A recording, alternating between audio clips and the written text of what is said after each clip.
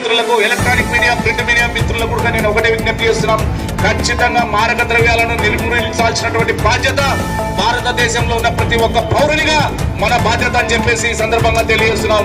మీరు చేయాల్సినటువంటి పాత్ర కూడా మీరు పోషించండి. పోలీసులు మీరు చేయాల్సినటువంటి సపోర్ట్ ఇస్తాం. ఖచ్చితంగా రాష్ట్ర ప్రభుత్వం ఎంతటి వారైనా ఇలాంటి తప్పుడు కార్యక్రమాలకు పాల్పడితే కఠినమైనటువంటి శిక్షలు ఉంటాయని చెప్పేసి కూడా తెలియజేస్తున్నాం. ఎందుకంటే గౌరవ ముఖ్యమంత్రి శ్రీ నారా చంద్రబాబు నాయుడు గారు చాలా క్లియర్ గా ఉన్నాడు. ఈ రాష్ట్రంలో గంజాయి లేని రాష్ట్ర రహితంగా తీర్చిదిద్దాలనే వారి యొక్క ముఖ్య ఉద్దేశం. కాబట్టి ఖచ్చితంగా పోలీస్ డిపార్ట్మెంట్ కు అన్ని పవర్స్ ఉన్నాయి.